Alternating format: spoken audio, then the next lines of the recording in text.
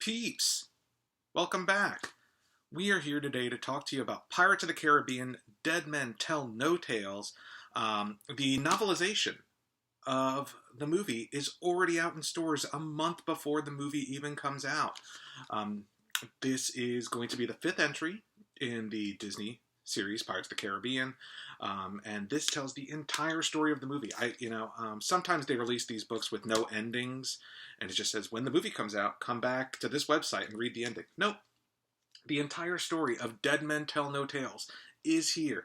I was surprised to see it already out. I guess they don't care about the spoilers getting out, so I'm going to talk to you about the story of Pirates of the Caribbean, Dead Men Tell No Tales. Obviously, I can't talk about the acting or the cinematography or the direction that's happening in the film, but I can talk to you about what happens in the movie, give you my thoughts on it. Now, before we get into any details, I'm going to split this review into multiple parts. There's going to be a non-spoiler part, there's going to be a mild spoiler part, and there's going to be a major spoiler part. So if you want to go in completely blind, don't watch this video. The non-spoiler part, I'm not going to say anything that's not revealed in the dust jacket here, or hasn't already been revealed online via official channels. I'm not going to spoil anything for you. So let's talk about Pirates of the Caribbean, Dead Men Tell No Tales.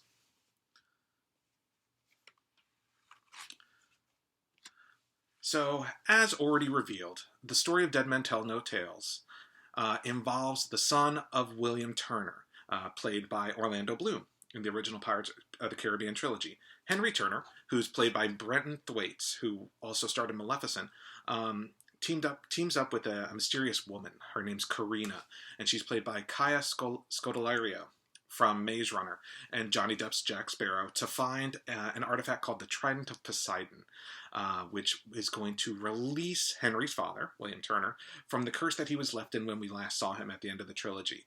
The Trident is also the key to Jack Sparrow saving himself from the ghostly Captain Salazar, who's played by Javier Bardem. You've seen him in the original teaser for this film and on all the trailers for the film.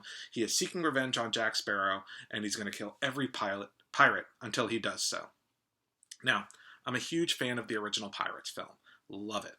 But I think the series itself suffers a bit from the same dilemma that plagued the Matrix movies, which is that the original was not really planning on any sequels. So when the films hit it big, they have to kind of come up with this whole trilogy without, setting it up necessarily in the first one.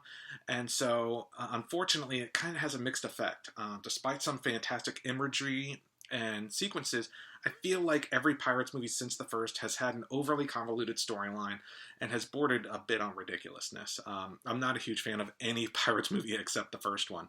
The decision to end that original trilogy on a bittersweet note with Will Turner cursed, it left a sour note with me. And the attempts to try telling a whole different story, incorporating Jack into a different storyline and making him front and center, unrelated to the original Orlando Bloom and Keira Knightley storyline, I thought that fourth film was pretty boring, honestly. So returning, albeit loosely, to that original story involving the original cast via the son of William Turner and Elizabeth Swann, it was an exciting prospect for me. Unfortunately, the story falls apart a bit under the kind of the wash, rinse, repeat dilemma. The original Pirates told a tale of Jack and William pursuing Captain Barbossa, who had taken Elizabeth hostage. The new film instead involves them being pursued by Salazar, but brings nothing really new to the series. Henry's pursuit of freeing his father of the curse mirrors William's attempts to free Bootstrap Bill from his curse. In fact, it's pretty much the same curse. We have a number of the same beats. Characters in disguise, last-minute rescues in costume, freeing from jail cells or being hung. It's not bad, it's all just a little bit samey to me. Ultimately, despite not being from royalty, Karina's story and interaction with Henry isn't terribly different from the story being told between Elizabeth and William in the original Pirates of the Caribbean. Jack does much the same thing as he does in every Pirates of the Caribbean film, though it does appear, at least in this novelization, that they pulled back a bit from him being the primary character like he was in that fourth film, because I feel like he was more told along the lines that he was in the original. It seems like they're really trying to mirror what worked in the original Pirates of the Caribbean. So the film's really going to rest primarily on the charisma of the cast, which obviously isn't something I could get from the novelization. The cast of the previous movie, On Stranger Tides, couldn't quite recapture what was special between Orlando Bloom and Keira Knightley and Johnny Depp. But if the new cast can, despite being derivative of the same story that we've been told before, at least Dead Men Tell No Tales could be enjoyable. Mild spoiler stuff. If the novelization is any indication, the true standout of this film, and quite frankly, the true standout of the series so far for me, is going to be Geoffrey Rush's Captain Barbossa. Now he's a pirate lord with command of a fleet of pirates. His character has come the longest, for me, from being the villain in the original film to his role in Dead Man. His arc is the most interesting in this story. Jack Sparrow is, for better or worse, Jack Sparrow. If you love seeing Johnny Depp do Jack Sparrow, that's all you're going to get from this film. Though he starts the story as down on his luck, in fact, he's even described as down on his luck in the dust jacket here. I'm not entirely sure that's any different from the Jack we've seen before. He's a little more hopeless, maybe, but aimlessness has always been a bit of a character trait for him, so more aimless hardly seems to bring anything new to him. And the film largely leaves his character intact without any major development, besides delving into the sins of his past that have resulted in Salazar chasing him down. But going back to my earlier point, this isn't the first time we've seen Jack's past come to haunt him. In fact, it's not terribly different than how it came back to haunt him in the original film, except that this one involves of how he became known as Jack Sparrow, so you kind of get an understanding of where Sparrow came from.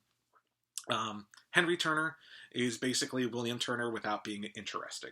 I hate to say it, but his character is portrayed as naive and single-minded on freeing his father from the curse. That being said, to a certain extent, the same could be said of William Turner in the original Pirates of the Caribbean, but Orlando Bloom brought a lot to that character. So here's hoping that Brenton Thwaites can bring something different to the character, just like Orlando Bloom did. As previously mentioned, Karina is interesting in that she brings less of a damsel in distress role to the series than Knightley portrayed in the original. However, as the original trilogy progressed, Knightley took on more of an active role. So Karina's portrayal in this, especially her interaction with Henry Turner, doesn't really bring anything new to this series. Her history is one of the larger aspects at play here, especially her knowledge of astronomy that leads to many pegging her as a witch just because she's intelligent. And we're going to talk about that more here when we get into the major spoilers. All right, big time spoilers here. So if you don't want things ruined for you, turn back now, stop it now. If you're still here, when I say that Captain Barbossa's character is the most interesting, it's primarily because not only has he progressed in character, we also see his softer side at play here in the fact that Karina is revealed to be his daughter. Though, at least in the novelization, they have very minimal interaction. There's enough there to feel invested in that relationship, and I have faith that Geoffrey Rush's ability to play the character with the necessary emotion when the time is right is really going to sell that. Those excited to see Orlando Bloom and Keira Knightley, because it's been announced that they're returning, are going to be a little bit disappointed. William Turner may have 5 minutes of screen time total in Dead Men Tell No Tales, and Knightley, at least in the book, is nothing more than a cameo. I'd be surprised if she's on the screen for more than 30 seconds. More scenes could have definitely been added. Novelizations are typically based on older versions of scripts before they start filming and make some changes during filming. But if this is any indication, we're not even going to see William Turner and Elizabeth Swann reunited in this film. Dead Men Tell No Tales seems to be a movie made with the sole intent of righting the wrongs of the last few pirate films. When we leave our characters, this film, other than Barbossa, they're largely back to the status quo. William Turner has been released from his spell. Jack is pirating the Black Pearl. We get a simple story that basically sets the series up to continue with the actors that drew us in to begin with, assuming they bring Knightley in for more than a cameo in future installments. So, final thoughts, final verdict here. If you're interested in seeing Jack Sparrow's sins of the past come back to haunt him yet again, while he takes two young lovebirds on his adventure, then Dead Men Tell No Tales is likely going to scratch that itch. Those looking for something different from their pirate stories won't find much here, but the return to basics approach may be enough to draw in fans who have largely lost hope in the series being as fun and exciting as the original. thank you guys for watching. Keep it tuned here on the channel. We are going to be reviewing Guardians of the Galaxy Volume 2 with an advanced review later on this weekend. Subscribe, weekly videos. Thanks again for watching. See you guys next time.